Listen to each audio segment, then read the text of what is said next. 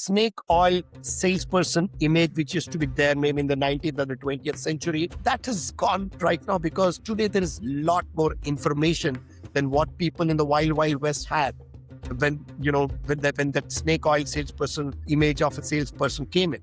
But today people are very well informed. We always heard that selling to business is more rational.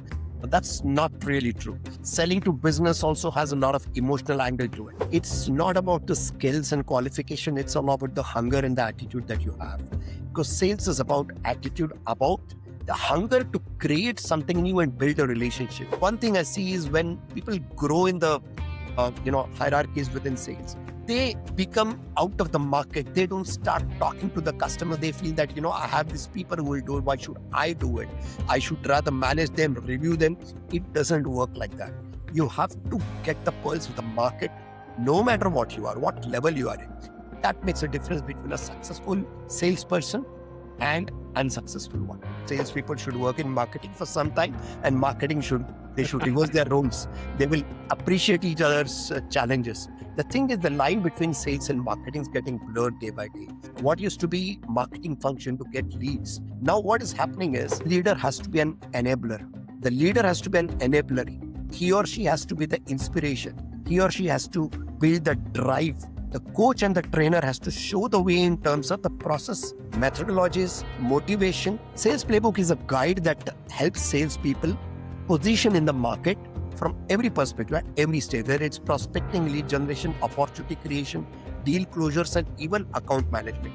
The idea is to have a consistent approach to the market as a company so that everybody is not going in a different direction. So bringing some method to the madness. So typical components are, what I do is I get on a call with them every 2-3 days live where founders join on calls and make them take actions which are specific to them. And these are AI powered actions, which mean they are using Perplexity, ChatGPT, Gemini, whatever model they are comfortable with, to make sure their efforts are giving them real results in real time. Hello, everyone, and welcome to the Killer Sales Engine podcast. My name is Aum Janakiram, and I will be your host. Today, in this session, we have a very special guest. His name is Samrat Parasnis, and I'm very, very excited to have him on this show because he is someone who's got a wealth of experience in sales. And as you all know, if you've been listening, you know that I love to bring in just the best coaches, sales leaders, and agency founders, as well as other people who have really made it in this space to bring you real world insights as to what works and what doesn't. So without further ado, let me bring on Mr. Samrat. This is your sales growth playbook for founders and sales leaders who refuse mediocrity. Real conversations, real systems, real strategies that are battle tested for growth. These revenue generators have built in the trenches, turning effort into engines. Every Monday, we take you behind the mic and behind the noise, only on the Killer Sales Engine podcast with Aum Janakiram. Hey, Samrat, nice to see you here. Thank you so much for taking the time. Hi, Om. Pleasure to be on your show. Thank you so much for inviting me. Pleasure is all mine. Thank you so much. So, Samrat, how I usually like to start this show is get our listeners and viewers to know more about my guests. So I would love for you to give an introduction about yourself, and then let's get down to the meat and potatoes after that. Sure. So to give you a quick introduction, I've been in sales for almost 25 plus years. Most of that has been in global markets, mainly Europe. I worked with large tier 1, tier 2, as well as early stage startups. And for the past almost 10 years, I've been running my own company called Novavente. Novavente means new business. And that's what we specialize in, getting new business for our customers. And we've been into sales outsourcing, coaching, advisory, consultancy. And we're launching our sales coaching for founders, which is a community called Sales with Samrat. And you're going to hear more about it over the months and years to come. Fantastic. Wow. This sounds really, really exciting. And I'm sure all our listeners and viewers are really interested to hear more about you and all the things that you do. So let me first ask this. I always ask someone, why sales? Why did you get into sales? So there is a bit of a story to it, actually. I wanted to be in a space. I studied my MBA degree at PGDM and Calcutta. And although I had a good grades to get into investment banking and all, I wasn't sure, do I want to give that kind of a thing, the long working hours and all. And I had this thing that, sales is all about taking business flights, staying in five-star hotels and, and just having a glamorous life. And nothing of that was really true. Yes, you got to stay in good hotels, travel in maybe not business class, but in good, travel around the world. But definitely you couldn't really enjoy it because you're always under pressure working for the numbers. So that was a reason. So I got into sales for, I would say, the wrong reasons at that time, but I enjoyed every bit of it actually. Amazing. So, I mean, obviously, it's all looks all shiny on the outside for certain people, and you want to get in and join the fun. But then again, a lot of people say, sales is a kind of like a profession which is a snake oil and manipulative, and people are just trying to cheat in that way. What do you ever say to the ones who think about sales as a profession in that way? So the thing is, we are all selling ever since we are born. Remember that time when you ask for that extra toffee from your parent, or when you're dating, you are asking a time out with your girlfriend or boyfriend. You're selling in some way or the other, right? So sales is an integral to human life. So sales doesn't change. A snake oil salesperson image, which used to be there maybe in the 19th or the 20th century, that has gone right now because today there is a lot more information than what people in the wild west had when that snake oil salesperson image of a salesperson came in. But today people are very well informed. You are not selling your product, but you're trying to solve the problem over there. So those days are gone. But finally, remember, no matter what field you join in, you take up engineering, you take up investment banking, you join with whatever, at a particular level, you have to do nothing but sell. Even at the junior level, when you're going for an interview, you're selling your skills, you're selling yourself as a person, your time to that company and to that recruiter. So sales doesn't go away anywhere. It's an integral part of human life. So what I'm hearing you say is that everyone is a salesman or saleswoman in some shape or form. It's just that they probably need to tap into that personality or that skill to enhance it further to become a better salesperson, right? Absolutely. Fantastic. That's great. So I want to ask you, like, you've been in a lot of tech sales and you maybe other kind of industries. So tell me, like, what's the difference between doing, B2C, where you're maybe selling watches or cars or something directly to the customer versus, doing tech sales, which is more business and a lot of moving parts and decision makers. So could you help our audience understand a little bit about that? Sure. See, one thing is there. We always heard that business selling to businesses is more rational. That's not really true. Selling to business also has a lot of emotional angle to it. So we've been brought up here in this. When you're selling to individual customers, it's all about emotions, whereas business is all about rationality. No, that's not correct. People are people. People buy based on emotions. So concept of selling doesn't change. You always need to add value, and you need to give your you when you're selling, you're helping in doing something, helping the customer achieve something. Enterprise selling or selling to businesses takes a lot of patience because it takes, you need to meet multiple stakeholders. You need to ensure that every stakeholder's aspirations, objectives are being met. And so it's that way very different. And it's time consuming. The larger the company, the more the sales cycle in many cases. And every situation is unique from that point of view. In a B2C, all the times keep changing all the time as to what works with your customer base and all. But finally, you have one for many kind of a thing. Here, you have one for one. What's sold for one customer A will not necessarily sell for customer B. And that's the predominant difference between B2B and B2C, the way I look at it. Great. It doesn't have to all boil down to the logic side, but you have to appeal because these are humans at the end of the day. These are people also who want to make their business better. So it is definitely a people skill. It's a relationship building skill. And like you said, in the B2B space, it's a slightly more longer game. But I'm sure each of them come with their own set of challenges, right? So what would you say are like some of the top challenges when you compare B2C to B2B? So in B2B, one of the things is you need to really know the problem you're solving really well. Most salespeople make the mistake of knowing their product really well, but not the problem that product is supposed to solve. And that is why the industry stats are that less than 25% of the salespeople really meet their targets. So the thing is, you need to have absolutely clear understanding of the problem you're solving and the kind of hooks that are going to work with the customers. When I say hooks, not in a negative way, but what works with the customer is talking their own language of a problem in such a way that's going to resonate with the customer. And that's extremely important from that point of view. And another thing is it takes a lot of time to conclude a sale. You need to ensure your strategies are consistent, at the same time changing from situation to situation from that perspective, depending on who the buyer is. Because there is no one buyer in a business. There are seven. We say that normally in a large enterprise, there are minimum 7 people who will get involved in any major decision. So that is where finally it's all about humans, right? You're not selling to a company, you're selling to few individuals within those companies. Exactly. Basically, make sure that you have following the process, really understand the problem, because most people are going into understanding features and benefits and trying to throw that down the throat without actually understanding the problems. And especially with B2B, you're not understanding just one person's problem. You have to understand one, two, three, four, five, six, everybody's problems to ensure that, everyone's unanimously involved in that. Because from what I hear, even just one person saying no could break the whole deal. Am I right? If that is the case, if you're not able to build a relationship with that. And that could even be the gatekeeper. So in some cases as well. Absolutely. Power levels vary within organizations. It depends on the user. It depends on the gatekeeper. It depends on the influencer. It depends on the buyer who is actually going to sign the contract.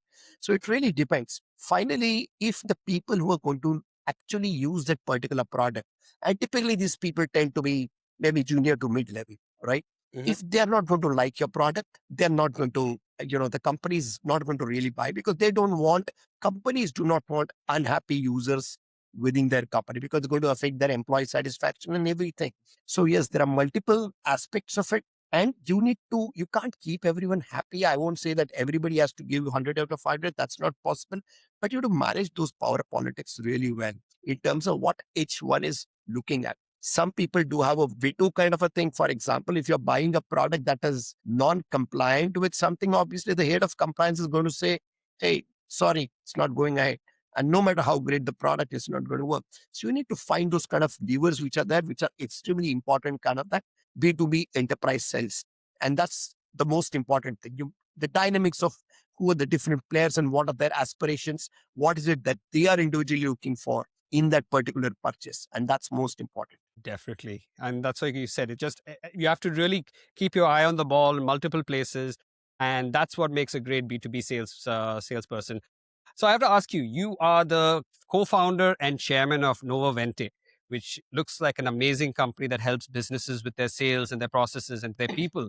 I'd love for you to tell me a little bit of how that came about and what type of problems are you solving for your clients? Sure. So the thing is, 2015 was the time when I decided to come back, relocate back from UK to India, and with no clarity on what I wanted to do next. I did some consulting assignments for some companies, and there I met one of my old buddies in Dusseldorf. So idea came out on the Dusseldorf waterfront over a beer, and then we said we have to do something, and then we realized both were salespeople. So we are not people who are going to build a product as such. We said, why? We're both salespeople. Why don't we just go and sell sales? So that was like an odd thing. How do you sell sales? Then we said, okay, let's worry about what happened, but let's get started. And before that, I'd been making a lot of business plans, working on a lot of things or different ideas and all, but nothing really took shape. Here, I didn't have any business plan as such. I just went and started talking to a few of my people whom I knew. They were friends, former bosses, colleagues and all who had set up their own businesses or who were in senior positions, and started pitching the idea about sales as a service. And it picked up actually. It picked up, and in fact, in the first year, we had to slow down a bit because we couldn't take up much more than what we wouldn't want to take much more than what we could chew. So finally, we slowly got going, and then it evolved over a period of time. And today we have been doing sales not just for businesses, but we have been selling for, even on the consumer side, we've been selling for brands, big brands, which we never thought we would have as customer at some point in time. And we have had people on the feet, people on the street going and selling to small manufacturing units across India, Middle East, and those kind of things. So different aspects we've been able to touch upon. So we've got now a recognition as a company that's a sales company, whether it's a sales as a service or sales outreach or just consulting advisory. And now we are getting into sales coaching the next phase of our growth is going to be there. Amazing. Sales as a service. I mean, most people don't look at sales as an industry. I mean, whenever you look at what industry are you in, they'll either be consultancy or other sort of industries, but sales as an industry isn't really there. It's more seems as a function. So, like in terms of like getting on, you were mentioning, you got on more clients that you could possibly chew in the first month. What do you think that was really the X factor with regards to you and your partner, going out there and convincing people that, hey, you should outsource your sales, because it's predominantly been a very internal, in-house, closely kept secret for many people. They're like, I don't want to tell you my numbers if you're an outsider. I don't want you to know how badly I'm doing or how well I'm doing, because you might tell my competitors. So like, how did you overcome this challenge of convincing people, or rather influencing people, that, hey, you should try this? So when you're a new founder, right, the only thing that sells is not your product or service, but you yourself. So you are the product, you are the service. And what works there is your trust, reputation that you have, the legacy that you've built over the past whatever years you've been working, or even because I coach a lot of founders, youngsters who are just fresh out of college. Your professors are your biggest, references. Now that is what worked. See, it was the trust was there because we approached only those clients whom we need as a possible client, our friends, our past colleagues, bosses, and all who trusted us. So the business was not really coming in the name of Novavente as such, but us, two of us who were the founders of the company. They were trusting us to deliver in some way or the other. And tell me one company that does not have sales as a problem. Sales is a unique problem, no matter whether you're a startup company, mid-size, growing, or a very well established. Everybody is a challenge because everybody wants to sell more and do more, right? So we thought, why don't we try and solve the problem, at least for a few companies who are willing to let us solve that problem to some extent. And that's how it came about. Amazing. And so what are the type of companies that you work with in terms of industries or scale? Sure. Predominantly, we started with technology companies because I come from a technology background, was selling for a large tier one companies as well as early stage startups in Europe. So we started with technology companies. I can't take the names, but these are like tier one names, which are very well heard, listed on the stock markets, not just in India, but also in Europe and the US as well. And then we slowly moved to even consumer companies. We have been selling for companies which are running sports games in India, one of the most premier cricket tournaments. We have been selling their ad slots to companies. We have been selling for companies that are basically like, onboarding small manufacturers onto their platform, that is a very well-known name again from China. So these kind of companies, we never thought, and they had nothing to do with technology as such. We started as a technology outsourcing firm, technology sales outsourcing firm, but we moved to non-tech as well. Today, we are working across companies. We have had companies in the insurance sector. We have companies in the banking sector. We are selling for, as I said, media companies buying their rights for their, ad slots. So we have touched a host of things now. I mean, we are not limited to a particular technology space, etc. But predominantly our customers, I would say 70 to 80% still are tech firms. But otherwise, we have crossed that thing that, we are just a tech sales outsourcing company. Great. So you've kind of diversified over the years. Once you started with the tech side of things, now you're realizing, okay, the same thing applies to everyone, because sales problem is not unique to, it's a universal problem. Everyone has it. And obviously there are different ways of dealing with different companies, but I'm sure with your wealth of experience and your partners and the team that you have, I'm sure that you guys are solving and doing a great job. So speaking of teams, when you are looking at, helping your clients and also helping your company grow, people are the backbone of this kind of business. I mean, I know with AI coming about, a lot of people are saying, AI agents are there, voice bots are there, they're going to replace humans. But that's a topic for what we'll come to in a little bit of later. But I want to ask you, like, when it comes to hiring the right salespeople, right? And making sure that they are going to, because a bad hire is going to cost you more than, a really good hire. So taking the time to figure out the right people and hiring, what's your methodology, or what's your process for finding the right people? So I believe in one thing. It's not about the skills and qualification. It's all about the hunger and the attitude that you have. Because sales is about attitude, about the hunger to create something new and build a relationship. Many people say salespeople go and sell what is already there in the company. I don't believe in that. They are creating something called as a relationship, which basically gives you, gives value on both sides for a long term. So that they are salespeople, a good salespeople are creators. And that is what I look for. Can you look at something as an opportunity in a particular scenario is where I look at. If salesperson comes and says, I sell this, is not something that I really look forward to. Somebody who looks at a problem from a way of an opportunity is my key concern over there. And some of the very successful people I've hired don't tend to be really highly educated. They, in fact, I've had people who have had a very bad, very difficult times growing up. They didn't have the privilege to go to really good colleges and all, but with the hunger and the attitude to solve a customer's problem and help them sell better. And that is the key thing I look for any new hire interview that I'm doing. And do you have like a go-to interview question that really gauges that sort of hunger and their ability to solve problems? So normally I make sure that in every interview, that question keeps changing, but the philosophy is same. I want to see if the person is looking at an opportunity in everything. So I try to put that person in a difficult situation where he or she is just going to look at it as a problem, and one who comes out with an opportunity over there is my hire. That's how that. So the question could be shaped in a different way. That classical, that case where a marketer sends two people to an island where nobody wears shoes, and the one salesperson comes and says there is no opportunity out there because they don't wear shoes, whereas the other comes and says it's a big opportunity because nobody wears shoes. So I look for that kind of an attitude in the salespeople when I hire them. And there are different ways to put them into that situation. They may not realize it that way, but the truth comes out from that point of view. So looking for people who are looking for opportunities and solutions rather than coming with problems. I think that's a great way to test someone whether they are ready to solve their clients' problems or not. Because at the end of the day, they are going to be a representative of your brand or your client's brands. So finding Absolutely. that is really, really key. And in terms of growth, a lot of people come in thinking they're going to make a lot of money in the beginning and maybe have an idea that, oh, I got to start as a either SDR and then move my way up. So how do you feel, like, is there someone who has really moved their way up the ranks from an SDR to AE to whatever other positions on top of there? Is there a way that someone can fast track that with certain skills or with certain attitude? See, I'll tell you.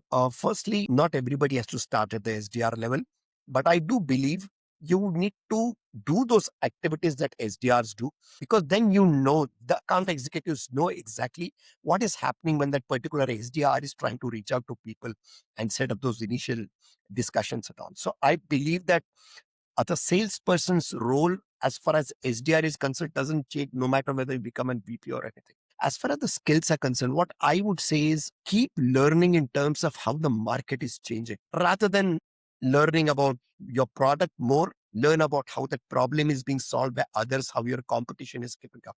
If you are learning that, then you are naturally going to grow up on the ladder from that perspective, whether you're an SDR or an AE or AM, whatever role you join, that will help you grow. Keep your pulse with the market in terms of how it's changing. What are the different ways customers are looking out to solve the same problem? The inherent problem will be similar, but the nature might keep changing slightly here and there. If you keep to the market, keep talking to people, you will get to know that. And that is where. And one thing I see is when people grow in the hierarchies within sales, they become out of the market. They don't start talking to the customer. They feel that, I have these people who will do it. Why should I do it? I should rather manage them, review them. It doesn't work like that. You have to get the pulse of the market, no matter what you are, what level you are in. That makes a difference between a successful salesperson and unsuccessful one. Amazing. I know I'm reminded of this saying that you can't see the world from the comfort of your desk. And what you just said hit it right on the head. Like, you need to be able to understand what's happening from the ground upwards, no matter what level you're in. And that's what's going to keep you dynamic. That's what's going to keep you active in terms of the opportunities that you might spot as you go along. And it doesn't really have to be at an SDR or an AM level. You could do this at any level and really showcase your value to the company and showcase your own skills. That's going to get noticed and lead to that promotion or that raise or whatever you're looking for in this space. And speaking of, why we're talking about, sales hierarchy, there's always this challenge between sales and marketing. right? Marketing is bringing in the leads. Sales is like saying the leads suck. Marketing is saying the salespeople suck. It's always a tussle that happens in most companies. I'm just curious, what's your take on that? So, maybe my take on this that salespeople should work in marketing for some time, and they should reverse their roles. They will appreciate each other's challenges. The thing is, the line between sales and marketing is getting blurred day by day. What used to be marketing function to get leads, now what is happening is people want qualified leads, and ability to qualify is increasing day by day because of a lot of AI. Today, all the leads that come to me over a website, I'm able to give a score to that based on certain patterns that I can see, their profile, their details, how much detail I'm able to capture and look at it and see the buying intent and everything. So what is happening is a lot of the sales work that was being done initially by salespeople, marketing is able to do. That also makes life simpler for the salespeople, where then they are working on real leads and all. What is worrying, whether it's sales or marketing, we are driven with volume rather than value. So people are measured in sales and marketing by the number of leads, the number of discussions, number of this, number of that. And fine, I'm not saying the numbers are not important. They are. But in that pursuit, are you delivering quality output to the other department? That is where the important thing is.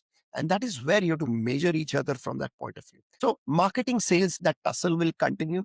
But I do believe that you have to change hats sometimes. And I genuinely believe that to do that, because then you understand the value and the challenges that the other person has from that point of view.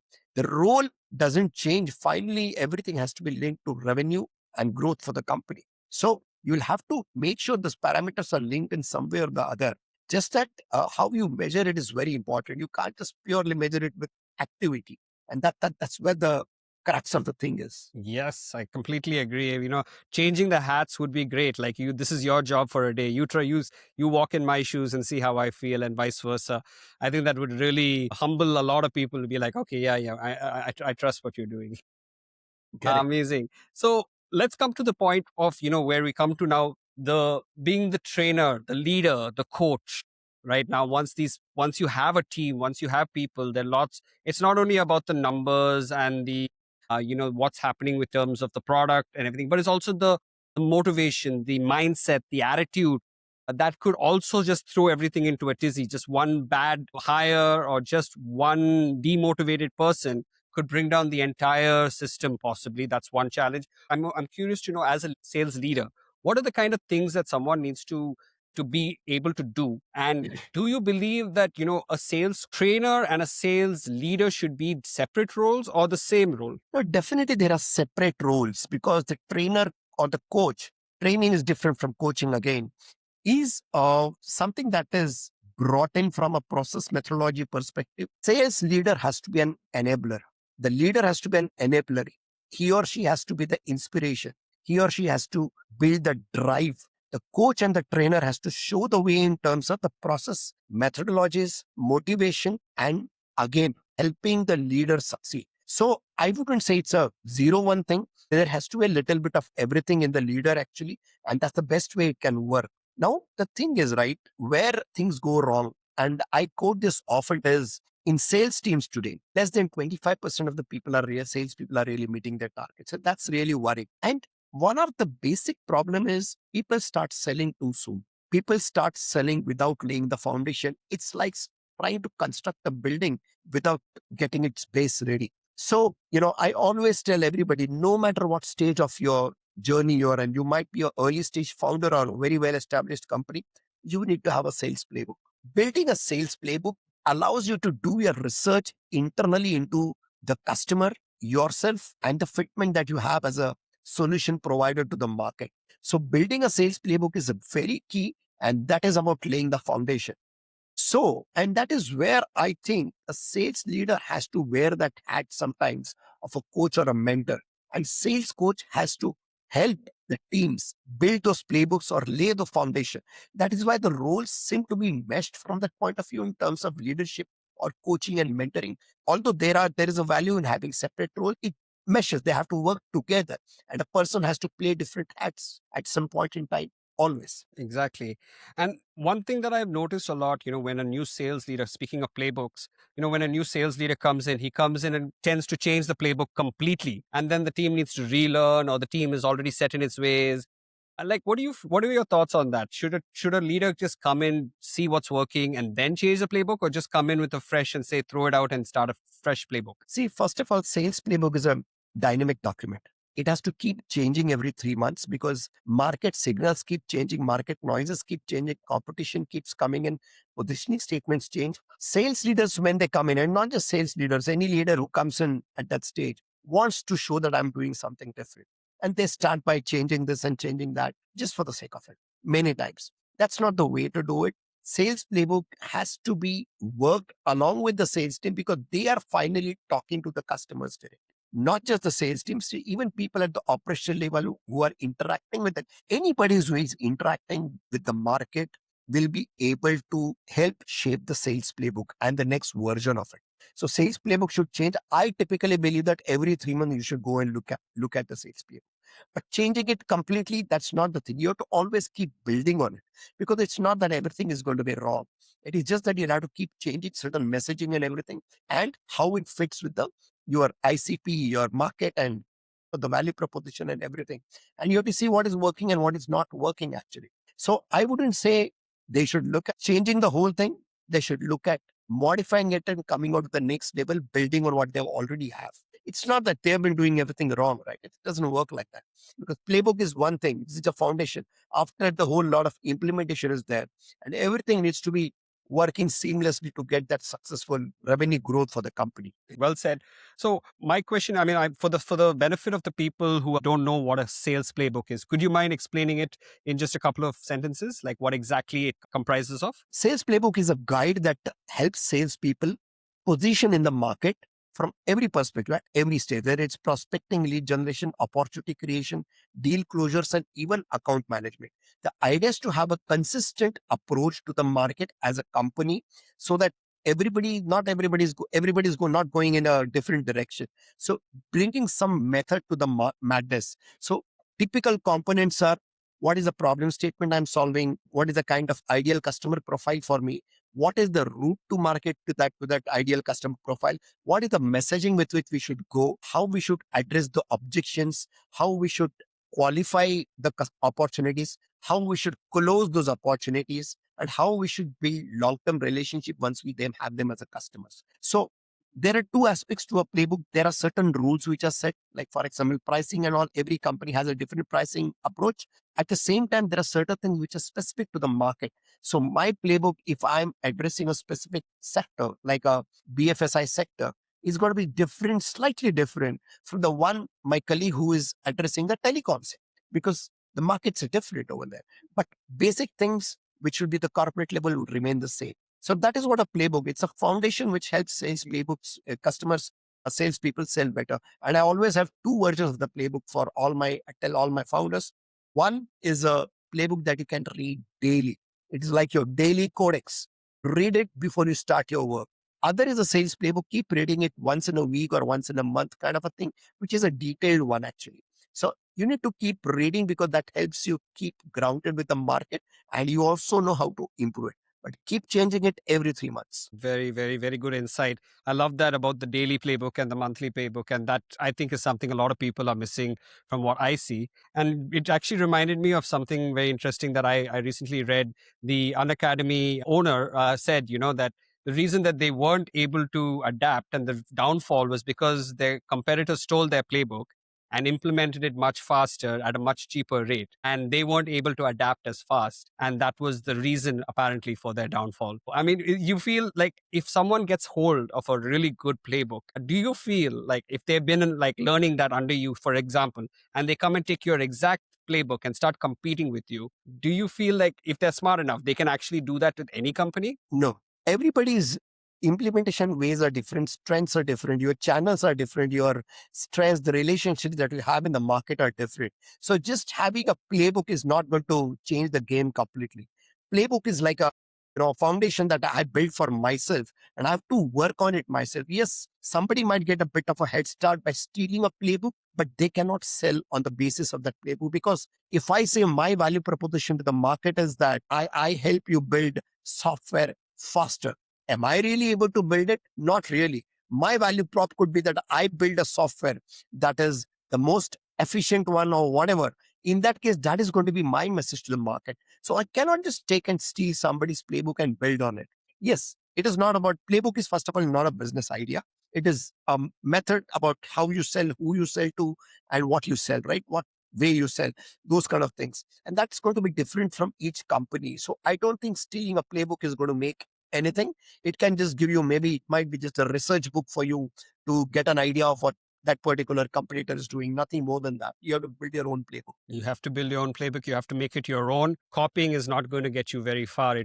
It's how you innovate on top of it, how you keep it dynamic, like you said, every 3 months. That's the key. So speaking of sales with Samrat, like tell us about this coaching, venture that you're starting. It sounds very excited. I was excited to hear about it. And tell us more about, is the playbook in that? Like, are you teaching people how to do playbooks? What's in it? It's exciting. That's my basic first start for everything. See, first of all, I don't call myself a sales coach. I call myself a sales driver to founders, because I believe sales is not something that is taught.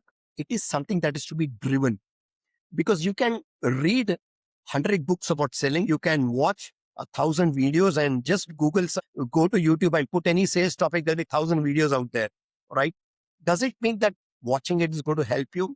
Maybe it will give some idea, but finally you have to drive it. So what I do with sales with Samrat is, yes, there are courses, but courses are not the main things. What I have is I drive them to success by doing live sessions with them in webinars and all. And yes, there are courses that support it. So course is just one part of it. But what I do is I get on a call with them every 2-3 days live, where founders join on calls and make them take actions which are specific to them. And these are AI powered actions, which mean they are using Perplexity, ChatGPT, Gemini 3, whatever model they are comfortable with, to make sure their efforts are giving them real results in real time.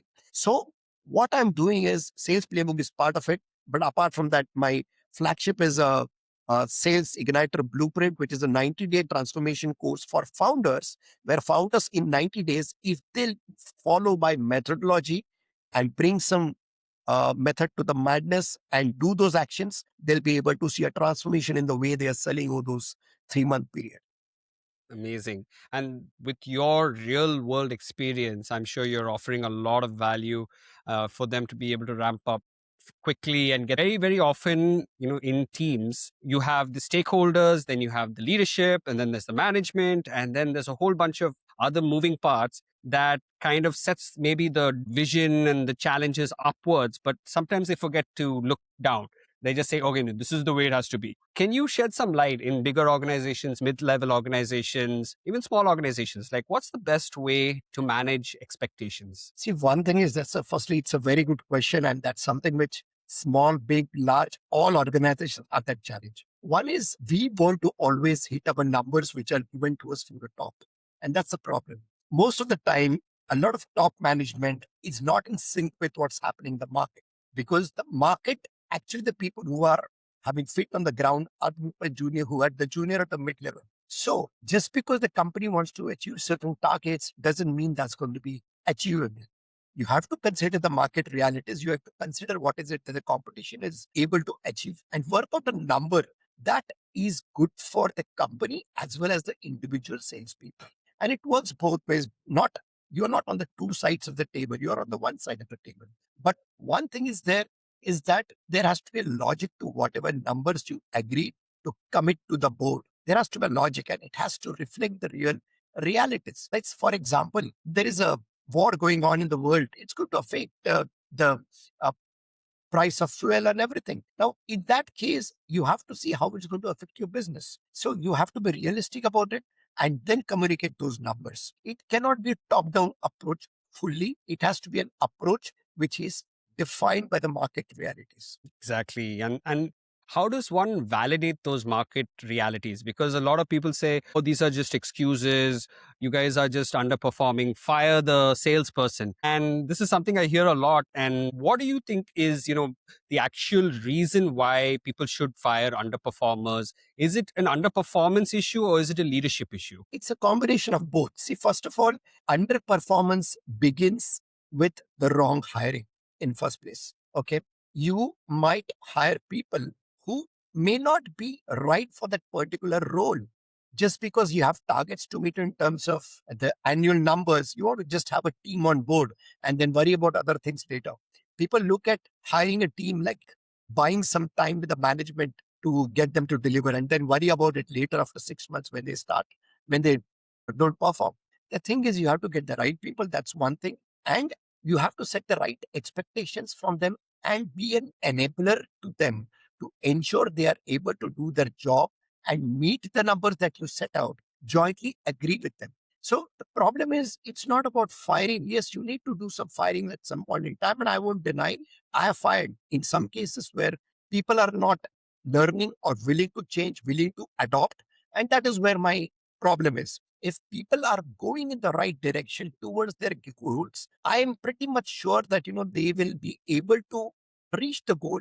Maybe if not in 12 months, maybe 18 months or something. And I, as a leader, am always willing to give that space and time to those people to perform and deliver. Amazingly said. I think the key here is as a leader to be able to give that space and time.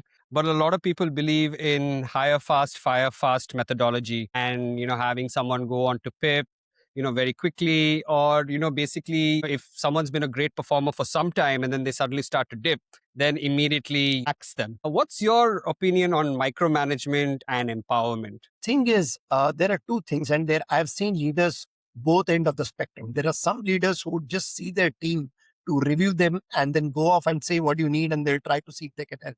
That's a very hands-off approach. It doesn't help.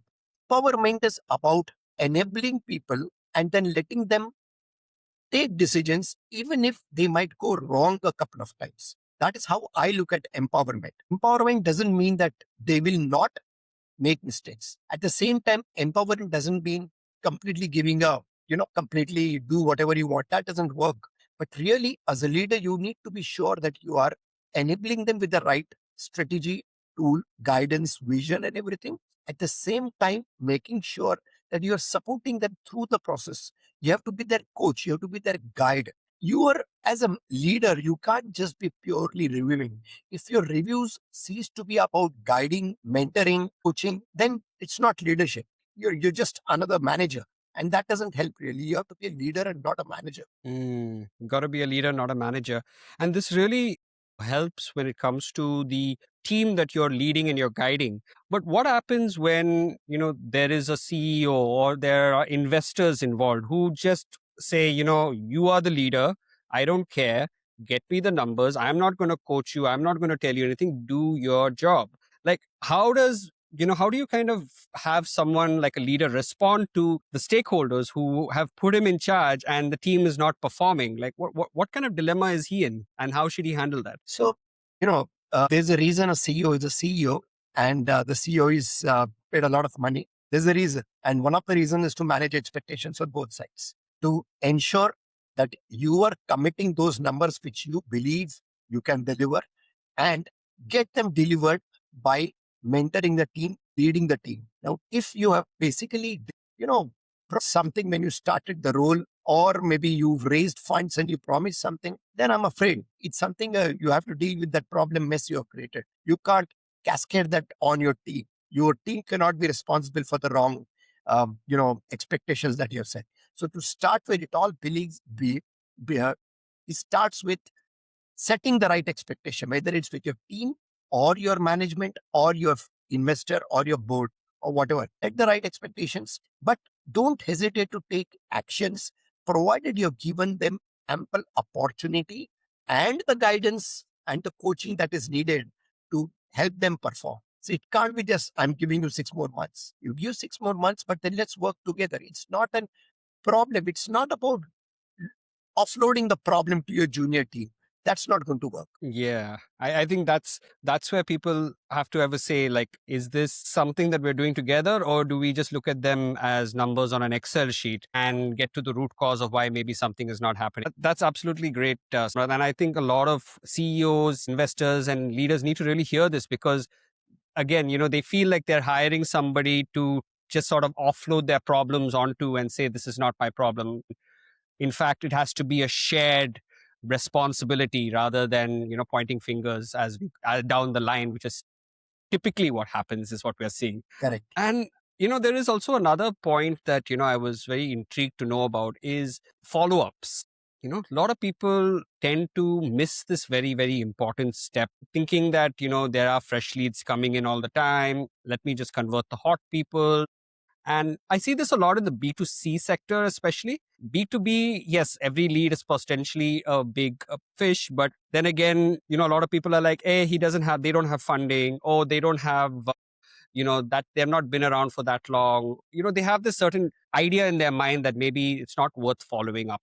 What do you have to say towards that? See, the thing is, there's a saying, business lies in the follow-up. Business doesn't lie in your first email that you send or first pitch you make. People spend a lot of time in curating pitches, curating emails and everything, but they spend very little time in follow-ups, right? The thing is, if you don't follow up, you're not going to get it. It's very clear. And today you need far more follow-ups than what you used to need earlier, simply because the traffic is just too much. Options are too many. The thing is, what I would say is, when you're following up, add some value to that follow-up when you are making a follow-up with a customer, rather than just telling them how great I am. Look, I closed one very good, delivered this for a customer or whatever. Tell something that might directly interest that person.